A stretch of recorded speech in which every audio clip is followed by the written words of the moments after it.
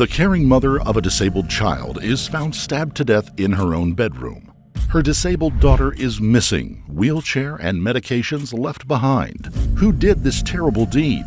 Who abducted the young girl? Was the murder actually the least shocking part of what had happened on that fateful evening? Stick around as we look into the twisted case of DeeDee and Gypsy Rose Blanchard. Before we start, we would like to send our deepest sympathies to those harmed in this long series of crimes and eventual murder.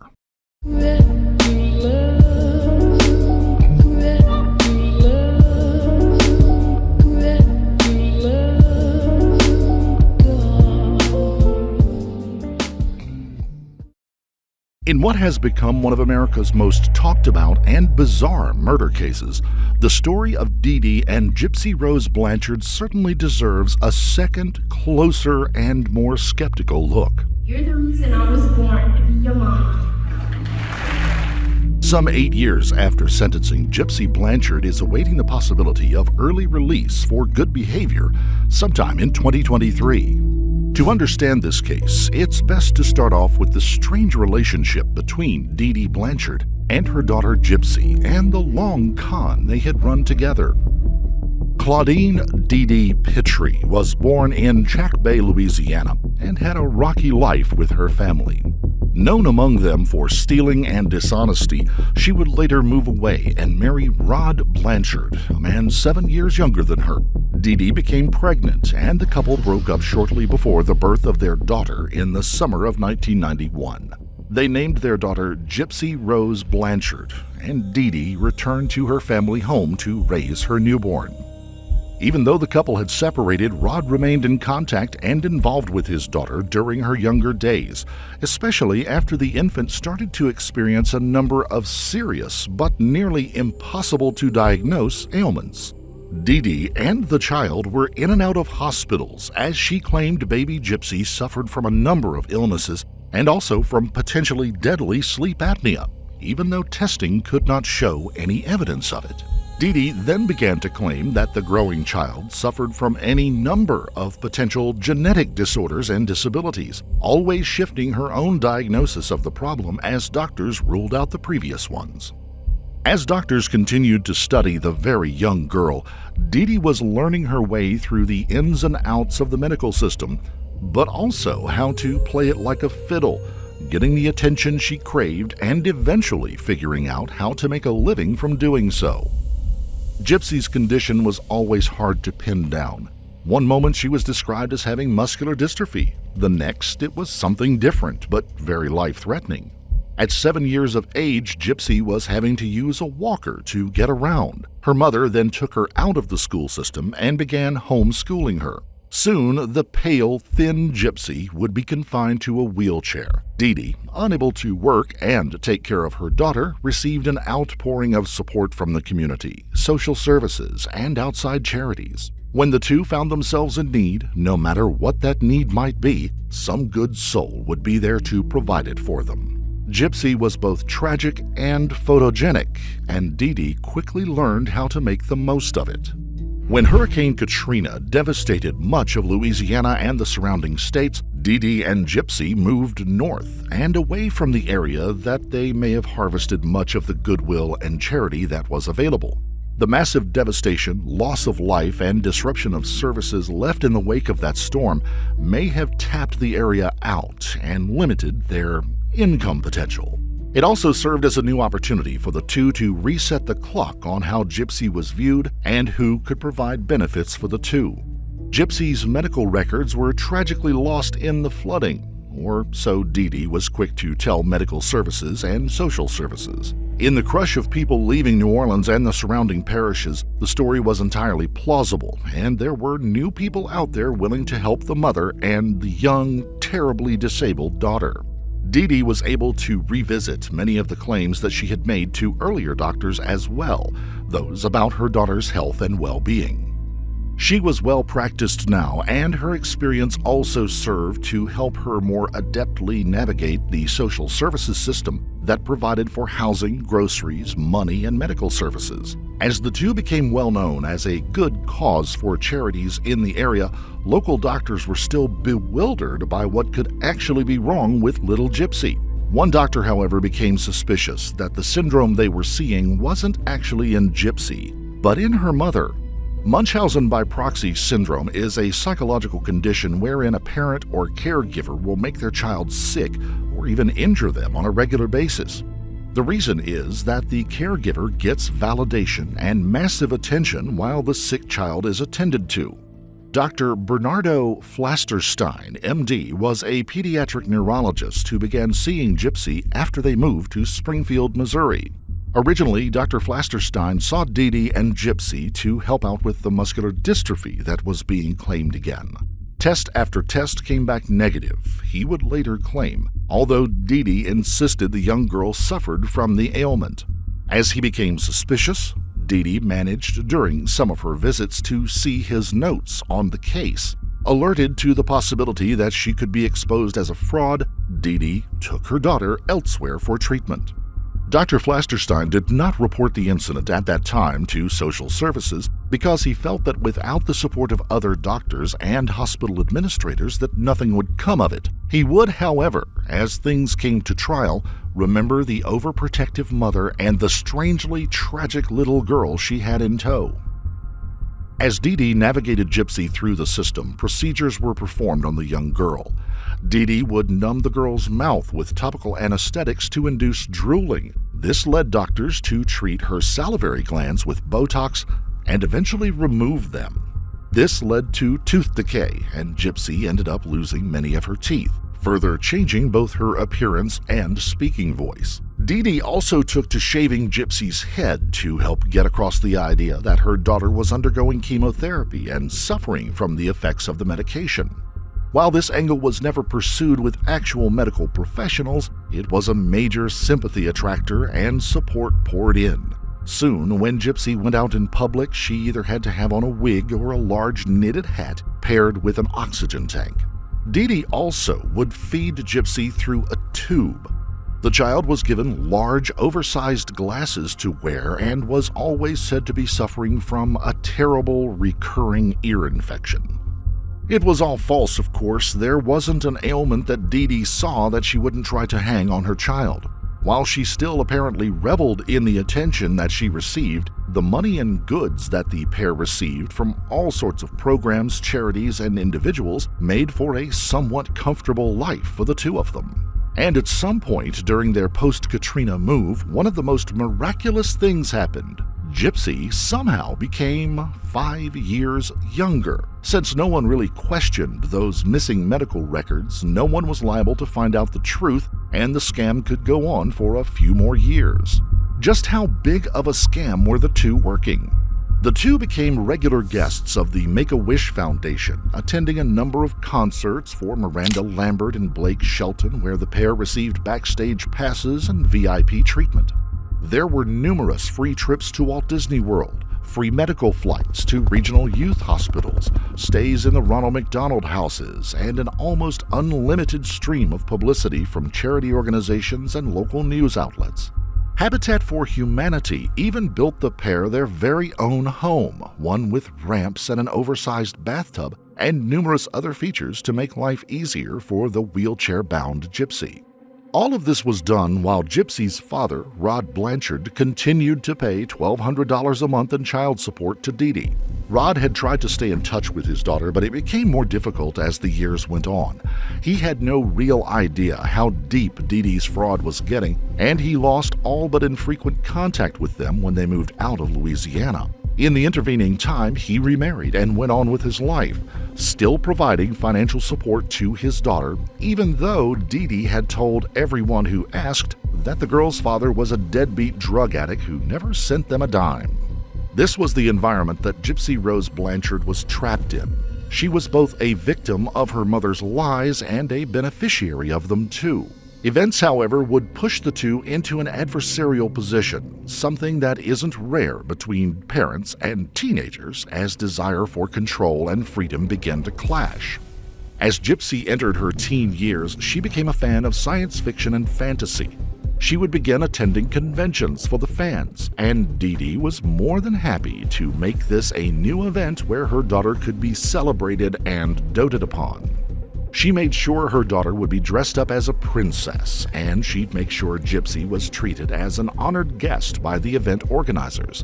At the events, though, Gypsy found not only the admiration that she felt at charity events, but she also found people who were accepting of her for who she was. She made acquaintances for the first time in her life, and even some friends that she began chatting with online. This opened up a whole new world for Gypsy. A young woman who was made to pretend to be a girl could be herself online. She didn't have to be the tragic, massively disabled person that her mother had made her into. As her personal bravery grew, she reached out and befriended her next-door neighbor, Aaliyah Woodmansee. Aaliyah would become not just a friend, but a confidant to Gypsy over time. The two shared secrets, although Gypsy never revealed the real story of her physical condition. One secret in particular would be the turning point in the terrible incidents that were to come.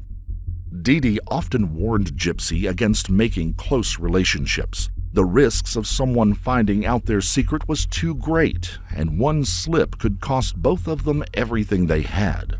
And of course, Gypsy, a teenager, made a close relationship, a very close relationship. Gypsy met Nicholas Godejean in 2012 through a Christian singles website. A resident of Big Bend, Wisconsin, Godejean struck up a friendship with Gypsy. It quickly became an online love affair. At night, after DeeDee had gone to bed, the two would chat and things heated up between them as their long-distance love developed. Gypsy confided in her neighbor Aaliyah, telling her about the relationship and the young man. As Aaliyah heard more, she warned Gypsy about the possibility of this man being an online predator trying to prey on a young, innocent girl. There was no way that the then 24-year-old Aaliyah could have known that Gypsy was only a couple of years younger than her.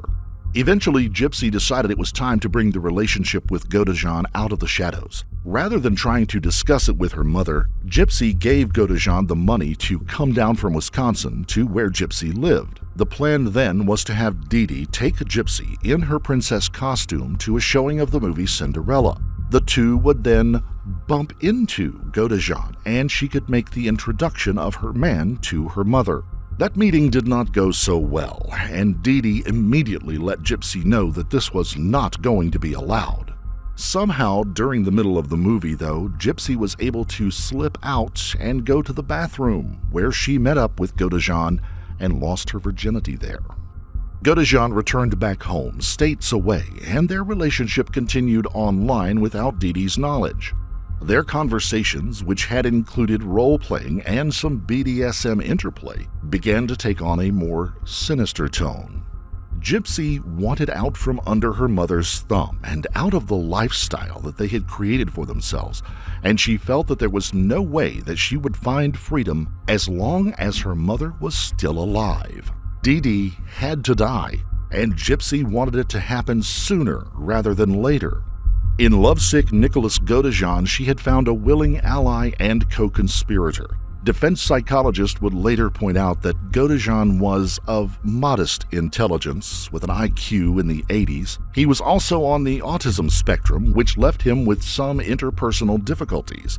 He had also been arrested a few years before for viewing pornography on a laptop at McDonald's and exposing himself. The two planned the murder through texts and chats while DeeDee went unsuspectingly about her business. Godejean asked for and received information on DeeDee's sleeping habits and the layout of her bedroom.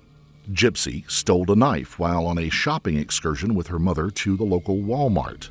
Finally, Gypsy sent money to Godejean so that he could buy a bus ticket to Springfield, Missouri, and pay for a motel room at the nearby Days Inn.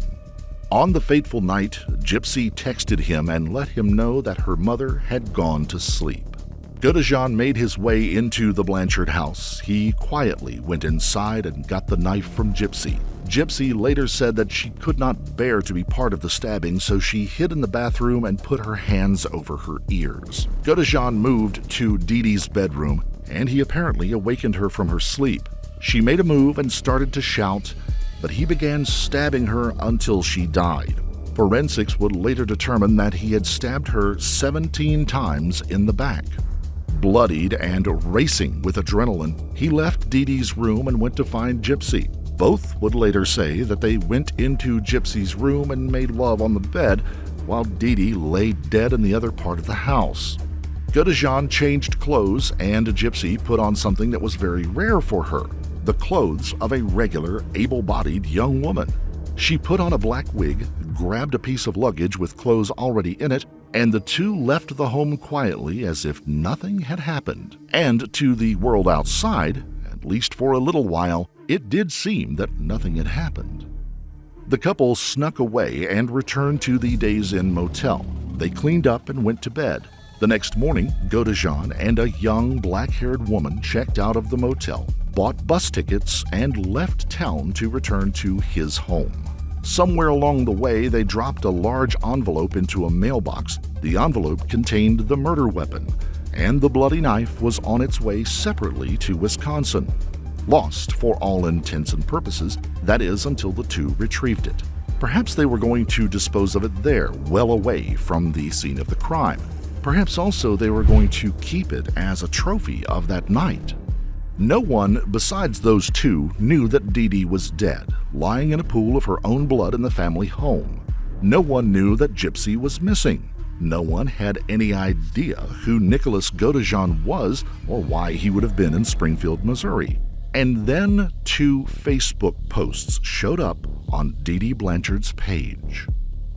Online friends of DeeDee began posting that she must have been hacked.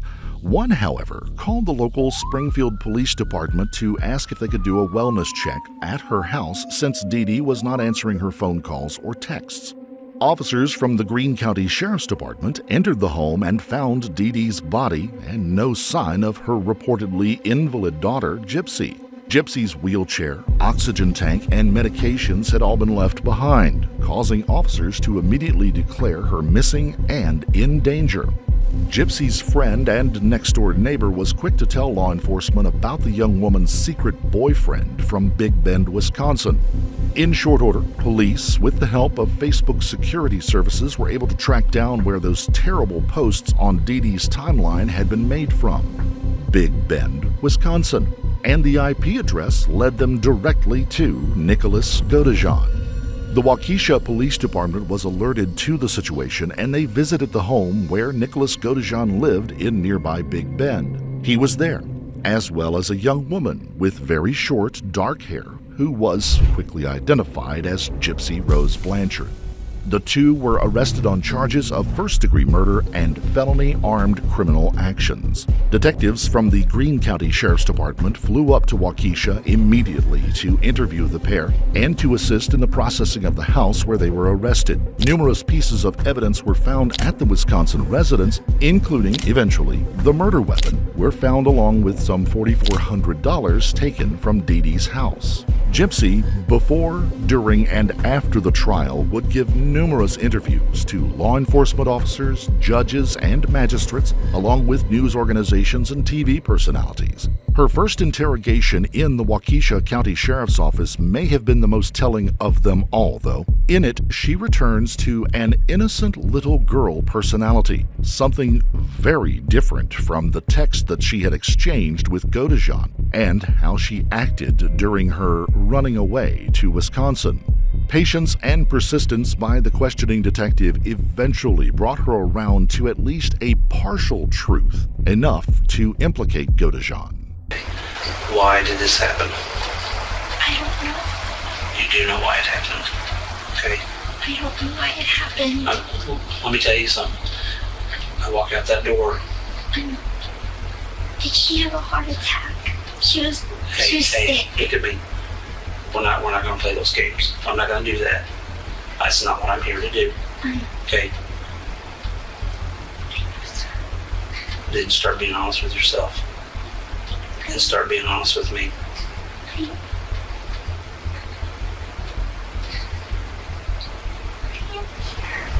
Gypsy continues to claim that she wasn't there when it happened, that she had already left the house. Detectives guide her back to the questioning, knowing that she had been there and that she really did know what had happened. I honestly didn't do anything to my mama. Who did? Who did? I don't know. Then Gypsy begins to crack, and blame begins to shift to her boyfriend, Nicholas Godejan. Look, I'm gonna tell you this, but please don't think I did it because I did anything to my mom because I didn't. Look, Nick and my mom didn't get along very good. Okay. But that's all I know. Okay. So why do you think Nick did this? I didn't say he did. Sweetheart, I already know. I've already talked to people, okay? And right now, He said he hated my mom, but because my mom didn't want us to be together. But I was getting on my mom's nerves. Her nerve medicine was running out.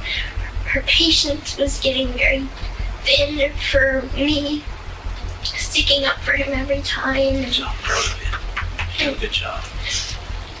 And so she asked me to stay away from him, and I promised her I would. Okay. And then what But then happened? she just said, well, if you want to go, go. I guess out of love she did that, Okay. because she wanted me to be happy. So why did this happen to your mom?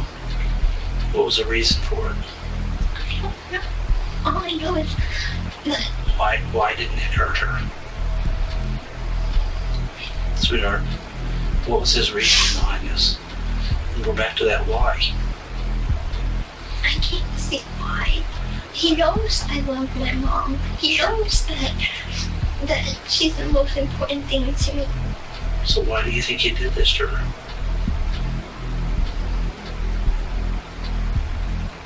He only said something to me that he said that it's us against the world and that he's gonna protect me no matter what, and that we were gonna get married and everything and nothing was gonna stop us. Good. Even your mom? So he took care of that, didn't he? What do you mean?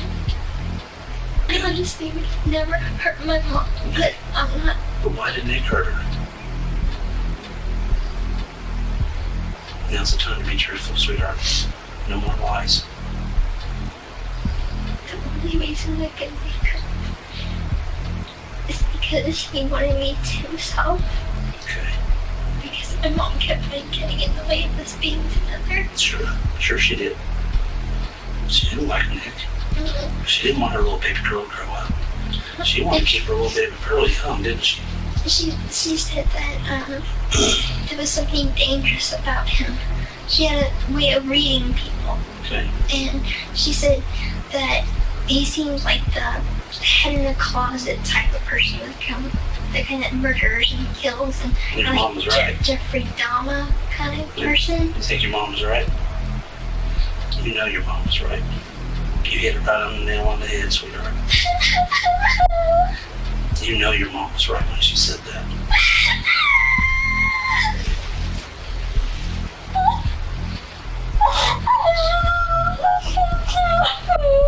You should know what?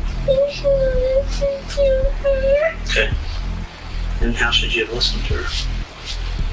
I should have broke up with him. I'm sorry that I lied to you from the beginning. I'll tell you the truth all now. Okay. I'm proud of you. I'm proud of you. I love him so much, but maybe he can't help now. Okay. For his silent ways. Maybe you can.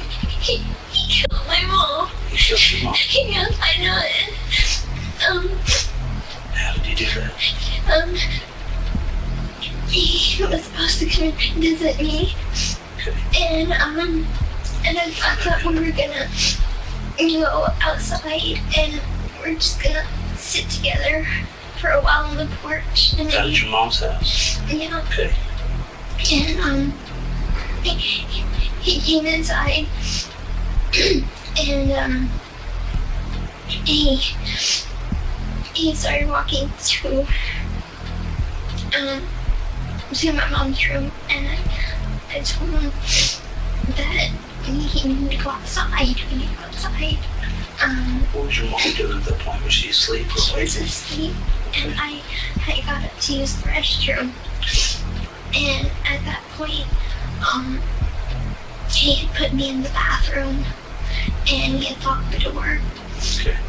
And he went to my mom's room, and I heard her cry. And heard him scream for me. You heard your mom crying.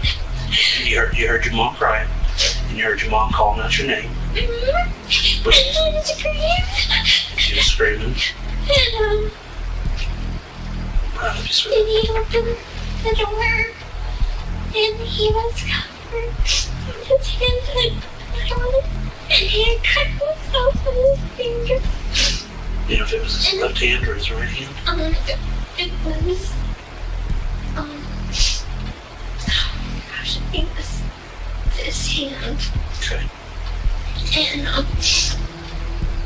And what happened was, I had, he commanded me to clean him up, Okay.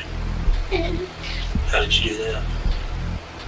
I cleaned things up with wipes, and, With like what kind of wipes? baby wipes. Baby wipes? Okay. What did you do with those baby wipes? I threw it Like in the bathroom trash in or the garbage. in the garbage? Okay. Is that Jesus, you don't know how he is. okay? You don't know how fast he is. I know. You don't know how he controls Listen, I know. Over the next few minutes, Gypsy would begin to spin a tale of being dominated by Godejean and sexually assaulted after the murder. She claims that Godejean had already packed her bags before the two left by taxi. Meanwhile, over in the next room, Nicholas Godejean was also being interviewed. He was nowhere near as practiced at speaking to others, possibly from being on the autism spectrum, possibly because of other social or mental issues. We somehow just knew we were right for each other. Okay. So we, like, what was it, like 4 days, I would have to say? 4 days later, we started a relationship together. Okay. Yeah. And so your relationship, what kind of relationship was that you guys started? There was one of those committed ones. Okay. Committed relationship. To each other, committed Yeah. to each other. Yeah. So you were on there looking for other people and she wasn't looking for other people. Yep, exactly. Okay. That's exactly. So did you guys start communicating other ways other than that website? Since you're a couple now. Yeah, we tried to do a site called meetme.com, Okay. but that gets confusing because there's so many. I have so many friends on there. Okay. And then other than that, what else was it? There was they did do Facebook for a little while too. Facebook. Okay. Yeah. And what is your name on Facebook? It's my name. I think it's good. Yeah. Okay. And how about hers? Well, actually, she got rid of hers recently. Okay. Because me and her, because I don't know how much she told you. I hope she told you everything that I do know also. Okay. Apparently from what she told me, her mom kicked her out of her house. Okay. So she texted me to pick her up. Okay. And what happened was I got on a bus about a day later, about in the afternoon of that day. Okay. And then I got back to, what was it? I believe it was Springfield is where Okay. That's where it is, because I'm all loopy from being so away Okay. so long. Yeah, Springfield, Missouri. As soon as I got there, I walked straight to a hotel, and then I let her know that I was at the hotel. Okay. So you got there on a bus. What kind of bus was it? It was a Greyhound bus. Okay. So you got to Springfield, Missouri on a Greyhound bus. Yep. And you walked straight to a hotel. Yep. Okay. And so you get to Springfield, so you're excited, you want to see her. So then what do you do? I text her, and then she, there's obviously a lot of like free public Wi-Fi spots around there. So Okay. I don't know where she texted me from, but she was able to find somewhere to text me from. Okay. And after that, we would periodically keep in touch. Okay. And then it wasn't until the 10th is when I was able to actually get her to meet me. Okay. What happened was I told her exactly where I was on the actual, what road it was, Okay. and everything else, where the actual hotel was. Okay. And after that, she didn't really text me for a long time. I was confused on why. Okay. And then as I'm going outside my hotel room, Uh-huh. I end up running into her. Okay. As I'm trying to go get an actual like soda. Okay. So you're going to get a soda and you just run right into her? It was right on the same level that my hotel room was on. Okay. And then what happens? And then I realized it's her, so I'm like, okay, I guess I opened my door back up, and then because apparently she packed because she knew her mom was going to kick her out, Okay. and I had to bring all of her clothes and everything else back into my hotel room, so this Okay. way she had somewhere to put it. Shortly after Gypsy begins to open up, the interviewing detective lets Godejean know that his girlfriend has begun telling the truth. She applies pressure by advising that he wouldn't want Gypsy to stand for this alone. Okay. Yeah. I guess she's your girlfriend. Gypsy's your Yeah, she girlfriend. is. Yeah, she is. And you my- love her? Oh, do I ever? You love her a I lot? was bawling my eyes out waiting for this moment where I can talk to you, because Okay. I was so worried about her. Yeah. I think she loves you too. We spoke to her and for a long time. And I'm kind of thinking maybe she loves you a little more than you love her, because you're sitting here telling me things that I know aren't true. And then she's sitting here telling me things that are true. And if you really love her, I don't think you would want her in that situation, okay? The situation that she's in right now. And so we're going to go down two paths here, okay? And that is just you're going to have to be honest with me. Because if you love her, if you love Gypsy, then you're not going to let Gypsy get in trouble without you being there to help her, okay? I understand. And so what you need to know is that Gypsy told us everything. Okay. We didn't talk to Gypsy all this time and not get everything. Okay. That's what we do. Man. And so, Nick, I want you to do the honorable thing, okay? Okay. For Gypsy and for your family, okay? Okay. Because we know what happened. And I want to give you the opportunity to start over and to tell the truth, okay? And the truth is not what you've told me. How much have I told you to believe is the truth? I believe the part that you got on a bus and went to Springfield, Okay. I believe that's true. Okay. That you ordered food to eat, I believe that's true. Okay. I believe that it's true that at some point Gypsy came back with you to the motel. I believe that's true. Yeah. I believe Gypsy got on a bus and came here with you. I believe Yeah. that's true. Yeah. That's all I believe. Okay. Okay? Because you missed a lot in there. And I understand that you missed a lot because you don't know what to say because you don't know what Gypsy said. I understand that. Mhm. But I'll tell you right now, Gypsy did tell me everything. She told us everything. She told us about you coming there. She told us what happened to Mom. She told us about your guys' relationship. She told us about the cleanup. She told us about all of that. Okay? Okay. So, do you want to do the right thing by Gypsy if you love her? Well, the truth is I worship her, so I know you there's do. no way I wouldn't do it on her. I know. I would think for her. I know you do. I believe you do. But this is the point where you're going to prove whether you do or not, okay? Me and you talk, Okay. okay? Because it's not fair. It's not fair to Gypsy for her to be honest and you to lie, okay? With the idea that Gypsy had told everything, Godejean caves and begins to lay out exactly what happened and why. Did Gypsy know that you were going to kill her mother? Honestly, she asked me to. Okay. So Gypsy knew you were going to do it because Gypsy asked you to. Yes. Why did she ask you to do that? Because she felt it was her only way to be with me. He explained that the two had first talked about killing DeeDee multiple times on Facebook and in texts. As he tried to further clarify, he eventually made a full admission to his own guilt. Okay, I'll admit it.